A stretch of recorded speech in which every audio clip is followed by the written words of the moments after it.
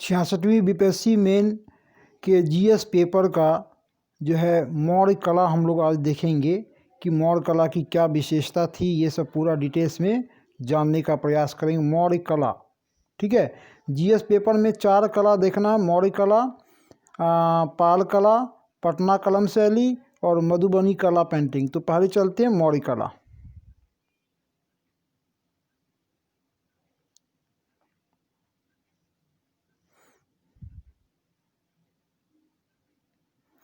मौर्य कला को कैसे हम लोग लिखेंगे ताकि बेहतर अंक आपको आ पाए, ठीक है। तो सबसे पहले आप क्या लिखना चाह रहे हैं, क्वेश्चन में क्या देना चाह रहे हैं, वह ड्राव करके आपको बताना होगा कि क्या क्या मेरे क्वेश्चन में हो, मेरे आंसर में क्या क्या होगा, ठीक है। तो सबसे पहले भूमिका, ठीक है, भूमिका आप देंगे। उसके बाद मौर्य कला के विभिन्न रूप को आप दर्शाना चाह रहे हैं, तो यहाँ पर मौर्य कला के विभिन्न रूप और अंत में निष्कर्ष लिखेंगे, ठीक है। मौर्य कला के विभिन्न रूप में आप कौन कौन सा रूप लिखना चाहते हैं, तो स्थापत्य कला है, मूर्ति कला है और मृदभांड है। स्थापत्य कला, मूर्ति कला, मृदभांड, ठीक है। स्थापत्य कला में 4 कला को हम दिखाएंगे: राजप्रसाद, स्तंभ, स्तूप और विहार, ठीक है, स्थापत्य कला में। ओके, अब इस तरह से ड्रॉ करके अगर हम लिखते हैं तो हम अपने आंसर में क्या देना चाह रहे हैं वह हम शुरू में ही बता रहे हैं। तो इससे क्या होगा कि हमारा आंसर जो है बड़ा सटीक और सुंदर दिखाई देगा, ठीक है। तो भूमिका पहले देखते हैं भूमिका। तो भूमिका में ये देंगे कि बिहार में कला के विकास का ऐतिहासिक प्रमाण मौर्य काल से ही प्राप्त होता है, ठीक है। मौर्य कला का भारतीय कला के इतिहास में युग विभाजक महत्व है। क्यों युग विभाजक महत्व है? क्योंकि इसी समय कला में मिट्टी या लकड़ी के जगह पत्थर का प्रयोग किया जाने लगा। तो मौर्य कला के पहले मिट्टी या लकड़ी से युक्त कला होती थी और मौर्य वंश के समय में जो है पत्थर से युक्त कला का विकास होने लगा, इसलिए इसे युग विभाजक वर्ष कहा गया, ठीक है। स्थानीय एवं कुछ विदेशी प्रभाव से युक्त मौर्य कला को 2 भागों में बांटकर अध्ययन किया जाता है। स्थानीय कला तो था ही, और विदेशी प्रभाव मतलब कि हिंद यूनानियों से भी मौर्य वंश के शासकों ने कुछ कला को सीखा था। तो मौर्य कला में हिंद यूनानियों के कला को भी दर्शाया गया है, दिखाई देता है। तो इस तरह से दर्शाना है। मौर्य कला को हम 2 रूप में दर्शाएंगे। सबसे पहला मौर्य कला को हम 2 रूप में दर्शाएंगे: राजकीय कला के रूप में और लोक कला के रूप में। इस तरह से राजकीय कला और लोक कला। ओके, तो सबसे पहले देखते हैं राजकीय कला। राजकीय कला में पहला जो है राजकीय कला पहले देख लेते हैं। राजकीय कला मतलब कि राजाओं के द्वारा आश्रय दिया गया कला, ठीक है, या राजाओं के द्वारा निर्मित कला, राज्य के द्वारा निर्मित कला। तो राजकीय कला के अंतर्गत मुख्यतः स्थापत्य कला को शामिल किया गया। स्थापत्य कला, और स्थापत्य कला के अंतर्गत राजप्रासाद है, स्तूप है, स्तंभ है और विहार है। स्थापत्य कला में हम मौर्य कला के तहत 4 कला को दर्शाएंगे: राजप्रासाद, स्तूप, स्तंभ और विहार। ओके, तो राजप्रासाद क्या था? राजप्रासाद मतलब राजमहल, है ना, राजमहल। मौर्य कला का सबसे सर्वाधिक महत्वपूर्ण नमूना चंद्रगुप्त मौर्य के द्वारा निर्मित पाटलिपुत्र में स्थित राजप्रासाद है। कौन बनवाया था? चंद्रगुप्त मौर्य को। बड़ा ही सुंदर तरीके से इसको लिख सकते हैं, अपने भाषा में लिख सकते हैं, इसमें कोई विशेष भाषा देने की आवश्यकता नहीं है। इस तरह से लिखेंगे: मौर्य कला का सर्वाधिक महत्वपूर्ण नमूना चंद्रगुप्त मौर्य के द्वारा निर्मित पाटलिपुत्र में स्थित राजप्रासाद है। यह आधुनिक पटना के कुम्हरार में स्थित है। इस स्थापत्य कला की निम्न विशेषताएं हैं। क्या क्या विशेषता है? यह काष्ठ निर्मित है, यानी कि लकड़ियों से बनाया गया है।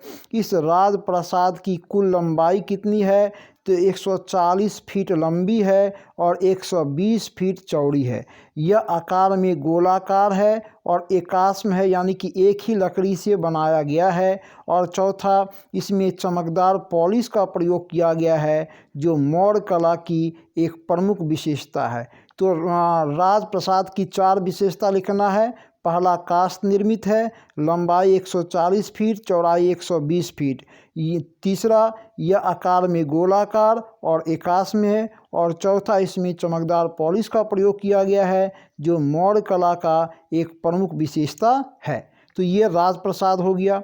उसके बाद दूसरा है, आपको राजप्रासाद के बारे में फाहियान कहता है। फाहियान जब पटना आया, पाटलिपुत्र आया, तो वह इस राजप्रासाद को देखकर कहता है कि यह देव निर्मित है ना। फाहियान राजप्रासाद को कहता है कि यह देवताओं के द्वारा निर्मित किया गया है।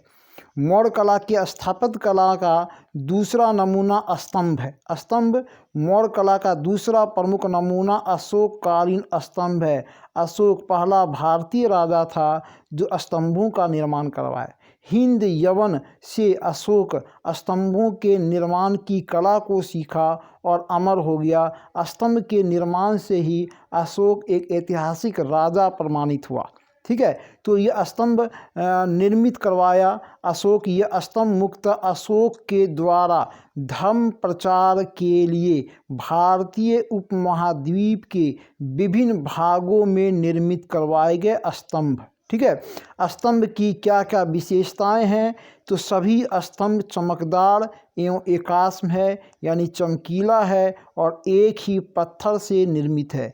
दूसरा, स्तंभ अधिकांशतः लाल बलुआ पत्थर से बनाया गया है। ये बलुआ पत्थर मथुरा से मंगाया जाता था। ठीक है। तीसरा, सभी स्तंभों पर एक ऐसे चमकदार पॉलिश का प्रयोग किया गया है। सभी स्तंभों पर एक ऐसे चमकदार पॉलिश का प्रयोग किया गया है जो आज भी लोगों को धातु निर्मित होने का भ्रम उत्पन्न करता है ना। उस पॉलिश से ऐसा लगता है कि पत्थर जो है वह पत्थर नहीं है बल्कि धातु है ना। स्तंभ के शीर्ष फलक के ऊपर हाथी, बैल और सिंह का पशुओं का चित्र अंकित है। इनमें सारनाथ स्थित स्तंभ पर सिंह का चित्र अंकित है और रामपुरवा स्थित स्तंभ पर बैल का चित्र अंकित किया गया है। अशोक ने अपने शासनकाल के दौरान दिल्ली, मेरठ, इलाहाबाद, लौड़िया नंदनगढ़, रामपुरवा, लुम्बिनी इत्यादि जगहों पर स्तंभों का निर्माण करवाया। ये तो कुछ जगहों का नाम दिया गया है। इसके अतिरिक्त कई अन्य जगह थे जहाँ पर कि अशोक ने स्तंभों का निर्माण करवाया और अपनी भावना को स्तंभों के जरिए व्यक्त किया। ठीक है, स्तंभों का अध्ययन करके ही इतिहासकारों ने मौर्यकालीन समाज संस्कृति से इतिहासकार अवगत हुए। ये स्तंभ जो है न केवल वास्तुकला का सर्वश्रेष्ठ उदाहरण प्रस्तुत करता है बल्कि मौर्यकालीन विषय वस्तु को जानने का एक बड़ा स्रोत है स्तंभ। ओके, स्तंभ के बाद तो 2 हो गया स्थापत्य कला का, एक हो गया आपका राजप्रासाद और दूसरा हो गया स्तंभ। तीसरा स्तूप। ठीक है, मौर्य कला का एक महत्वपूर्ण नमूना अशोककालीन स्तूप है। सम्राट अशोक जब बौद्ध धर्म को ग्रहण किया, भेरी घोष को त्याग कर जब धम्म घोष को अपनाया, तो वह अपने शासनकाल के दौरान बौद्ध धर्म के प्रति अपनी श्रद्धा व्यक्त करते हुए 84,000 स्तूपों का निर्माण करवाया है ना। 84,000 स्तूपों का निर्माण करवाया। अशोककालीन स्तूपों की निम्न विशेषताएं हैं। क्या क्या विशेषता है? तो ये इसमें बौद्ध एवं जैन दोनों शैली का प्रयोग किया गया है, पहला। दूसरा, स्तूप के द्वारा अशोक अपने धार्मिक भावना को उजागर किया है ना। स्तूप के द्वारा अशोक अपने धार्मिक भावना को उजागर किया है। तीसरा, आपको इन स्तूपों में सांची एवं सारनाथ में स्थित जो स्तूप है वह सर्वश्रेष्ठ है। तो 84,000 स्तूपों का निर्माण करवाकर अशोक बौद्ध धर्म के प्रति अपनी श्रद्धा को व्यक्त करता है। स्तूपों की क्या क्या संरचनाएं थी, निम्न संरचनाएं थी। तो सबसे पहला कि स्तूप में तोरण था। तोरण क्या था? तो स्तूप के प्रवेश द्वार को तोरण कहा गया। स्तूप के प्रवेश द्वार को तोरण। वेदिका, वेदिका क्या था? तो स्तूप के चारों तरफ का घेरा होता था, उसको वेदिका कहा जाता था। यह घेरा लकड़ी का बना होता था। वेदिका लकड़ी का बना होता था। ठीक है। तीसरा प्रदक्षिणा। प्रदक्षिणा मतलब स्तूपों के चारों ओर बनाया गया पथ प्रदक्षिणा कहलाता था। स्तूप में घूमने के लिए, चारों ओर घूमने के लिए पथ बनाया जाता था, उसको प्रदक्षिणा कहा जाता था। जैसे मंदिर में जाएंगे तो मंदिर के चारों तरफ जो है वह भ्रमण करने के लिए, घूमने के लिए जो है रास्ता बनाया जाता था, तो उसको प्रदक्षिणा कहा जाता था। ठीक है।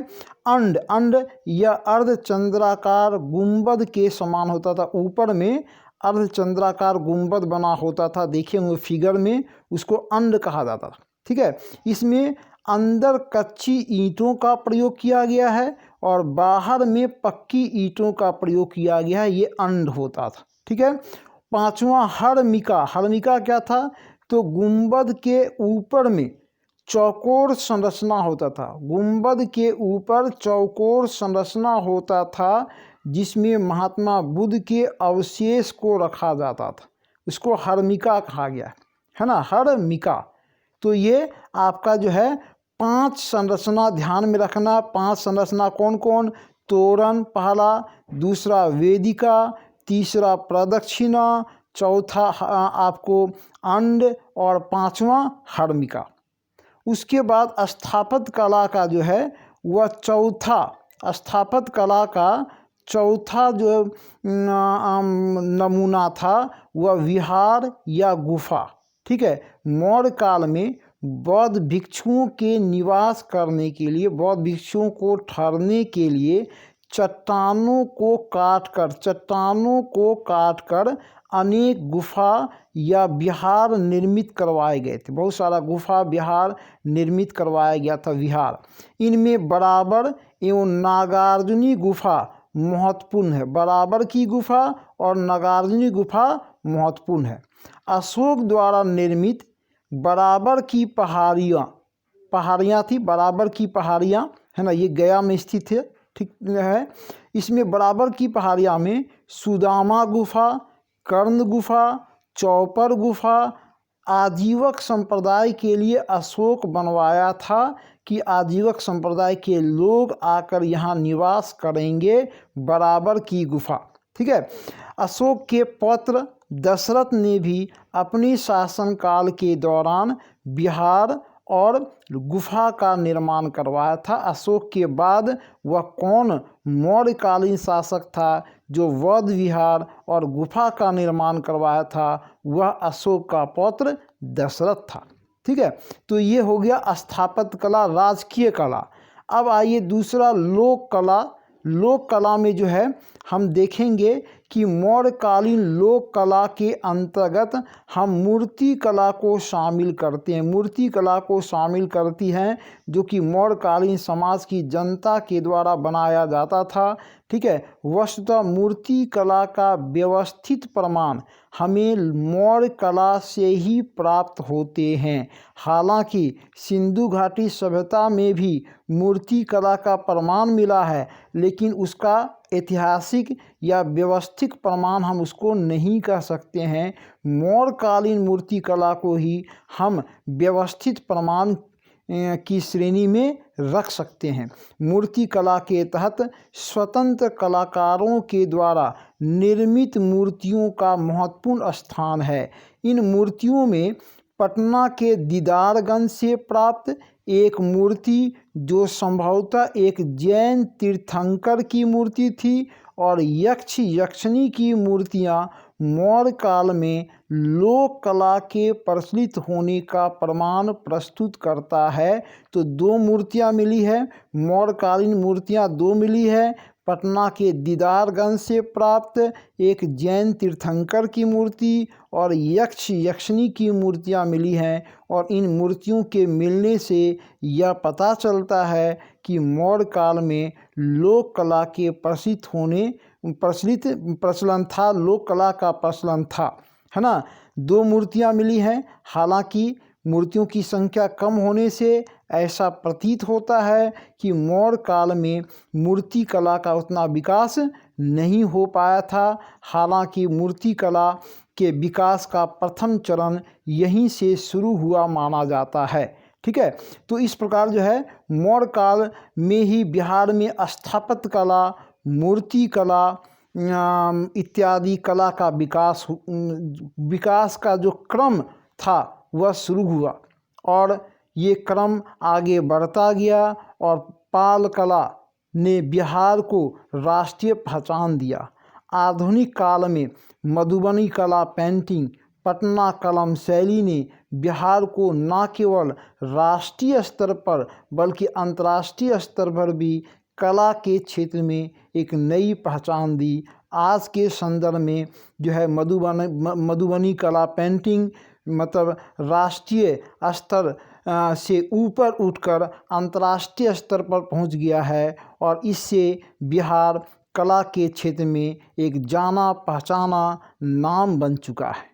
ठीक है, तो इस तरह से हम लोग मौर्य कला को इस तरह से लिखेंगे, है ना, समझ के लिखेंगे, अपनी भाषा में लिखेंगे, आपका जो है अच्छा नंबर आने की संभावना होगी। ओके।